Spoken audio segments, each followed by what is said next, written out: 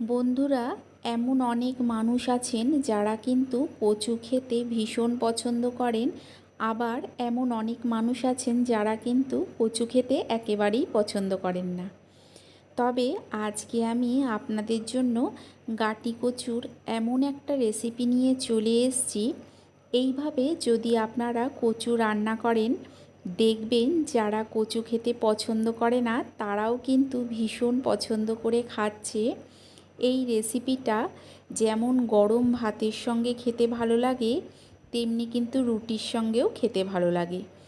এই রেসিপিটা তৈরি করার জন্য কচুগুলোকে খোসা সমেত আমি সেদ্ধ করে নিয়েছি। খোসা সমেত এটাকে সেদ্ধ করে নিতে হবে। খোসাটাকে দেখুন সেদ্ধ করার পর আমি ছাড়িয়ে নিচ্ছি।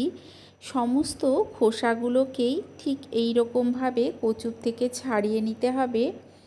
সমস্ত কচুগুলোকে ছাড়িয়ে নিয়ে আর সঙ্গে নিয়েছি আমি দুটো বড় সাইজের আলু সেদ্ধ করে নিয়েছি। এখন এখানে একটা গ্রেটারের সাহায্যে সমস্ত কচুগুলোকে ঘষে নিতে হবে। দেখুন, গ্রেটারের যে মিডিয়াম দিকটা সেটা দিয়ে সমস্ত কচুগুলোকেই আমি ঘষে নেব।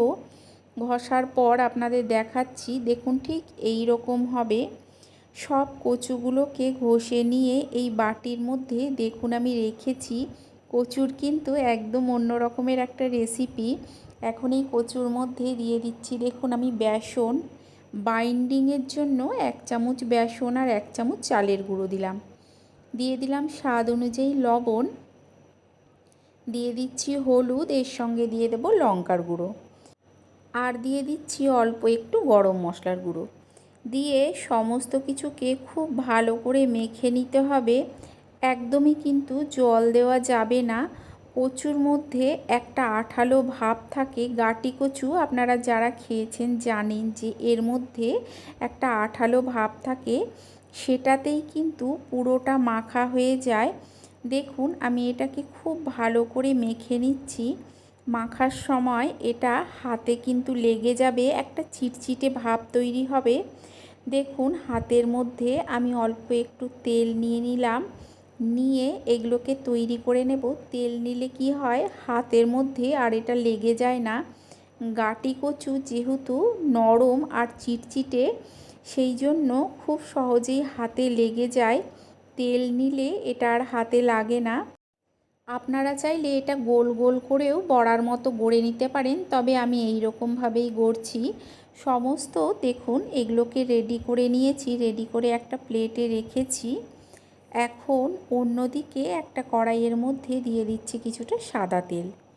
তেলটা গরম হয়ে গেলে একে একে এই গাটি কচুর থেকে তৈরি করে রাখা সমস্ত বড়াগুলোকে দিয়ে নিতে হবে।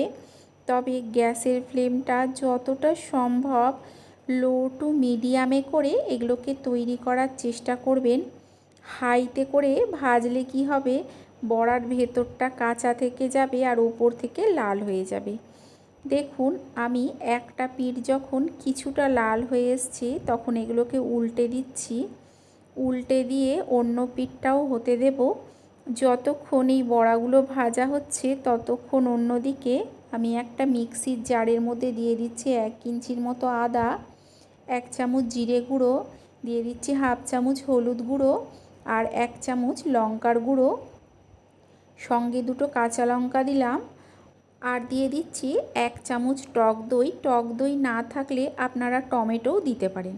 এর একটা পেস্ট করে নেব। এদিকে দেখুন বড়াগুলো প্রায় ভাজা হয়ে গেছে, তবে আরও কিছুটা লাল করে ভাজতে হবে। এই বড়াগুলো কিন্তু আপনারা চাইলে সন্ধ্যের সময় চা দিয়েও খেতে পারেন, আবার গরম ডাল ভাতের সঙ্গেও খেতে কিন্তু ভীষণ ভালো লাগে।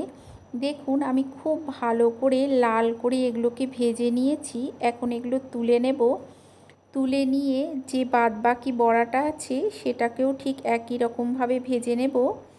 সমস্ত বড়াগুলো ভেজে নিয়ে ওই কড়াইতেই দিয়ে দিচ্ছি আর অল্প সর্ষের তেল, দিয়ে দিলাম অল্প লবণ আর হলুদ। এখন এখানে দিয়ে দিচ্ছি সেদ্ধ করে রাখা আলুটা। তেলের মধ্যে লবণটা আর হলুদটা দিলে কি হয়, সমস্ত আলুর মধ্যে সুন্দরভাবে মিশে যায়। যেহেতু আলুটা সেদ্ধ করা আছে, দেখুন গ্যাসের ফ্লেমটাকে মিডিয়ামে করে আলুটাকে অল্প কিছুক্ষণ ভেজে নিতে হবে। সমস্ত আলুগুলোকে অল্প কিছুক্ষণ ভেজে নিয়েছি, এখন এটা তুলে নেব। সমস্ত আলুগুলো তুলে নিয়ে ওই কড়াইতেই দিয়ে দিচ্ছি আর কিছুটা সর্ষের তেল। ফোড়নে এখানে দিচ্ছি গোটা গরম মশলা, 2টো এলাচ, দারচিনি আর লবঙ্গ। ফোড়নটাকে ভেজে নিয়ে দিয়ে দিলাম তৈরি করে রাখা মশলাটা। মিক্সির বাটিটা ধুয়ে অল্প জল দিয়ে দেখুন ভালো করে মিশিয়ে নিচ্ছি। গ্যাসের ফ্লেমটাকে মিডিয়ামে করে মশলাটাকে কিছুক্ষণ কষিয়ে নেব। কষিয়ে নিয়ে এটাকে লো টু মিডিয়ামে করে কষাতে হবে। দিয়ে দিলাম 1 চামচ চিনি আর অল্প লবণ। চিনিটা দেবেন যেহেতু নিরামিষ তরকারি, খেতে ভালো লাগবে। আর এই মশলাটা কষানোর সময় যদি চিনিটা দেওয়া হয়, মশলার রঙটা আরও বেশি সুন্দর হয়। দেখুন নুন আর চিনিটা দিয়ে আমি খুব ভালো মতো মশলাটাকে কষিয়ে নিচ্ছি। এই মশলাটা ততক্ষণই কষাবেন যতক্ষণ না সম্পূর্ণ এর তেলটা আলাদা হয়ে চলে আসছে আর এই মশলার কাঁচা গন্ধটা চলে যাচ্ছে। তবে হাইতে করে মশলাটা কষাবেন না, তাহলে কি হবে, কাঁচা গন্ধটা থেকে যাবে, মশলাটা কষানো ভালো হবে না। দেখুন প্রায় যখন মশলাটা কষানো হয়ে চলে আসবে, সেই সময় এখানে দিয়ে দিতে হবে যে সেদ্ধ আলুগুলোকে আমি ভেজে রেখেছিলাম সেগুলো। আলুর সঙ্গে এই মশলাটাকে মিশিয়ে আরও 2 থেকে 3 মিনিটের মতো হতে দেব। 2 থেকে 3 মিনিট আলু আর মশলা ভালো করে কষিয়ে নিয়ে দিয়ে দেব জল। আপনাদের যদি এই রেসিপিটা ভালো লেগে থাকে লাইক করে দেবেন, শেয়ার করে দেবেন, কমেন্ট করে জানাবেন যে কেমন লাগলো। আর চ্যানেলটাকে অবশ্যই সাবস্ক্রাইব করে দিয়ে পাশে থাকা বেল আইকনটা প্রেস করে দেবেন। এতে কি হবে, আমি যখন কোনো নতুন ভিডিও আপলোড করব, নোটিফিকেশান সবার আগে আপনার কাছে পৌঁছে যাবে। জল দিয়ে ভালো করে মিশিয়ে অল্প কিছুক্ষণ দেখুন আমি এটাকে ফুটিয়ে নিচ্ছি। ফুটিয়ে নিয়ে দিয়ে দেব সমস্ত ভেজে রাখা গাঁটি কচুর বড়াগুলো। কয়েকটা গোটা কাঁচা লঙ্কা দিয়ে দেব। দিয়ে অল্প কিছুক্ষণ ফুটিয়ে নিলেই তৈরি এই রেসিপি। আপনারা এইভাবে অবশ্যই একবার বানিয়ে খেয়ে দেখবেন, আশা করছি আপনাদেরও ভালো লাগবে। তাহলে চলুন দেখা হচ্ছে আপনাদের সঙ্গে আরও একটা নতুন ভিডিও নিয়ে।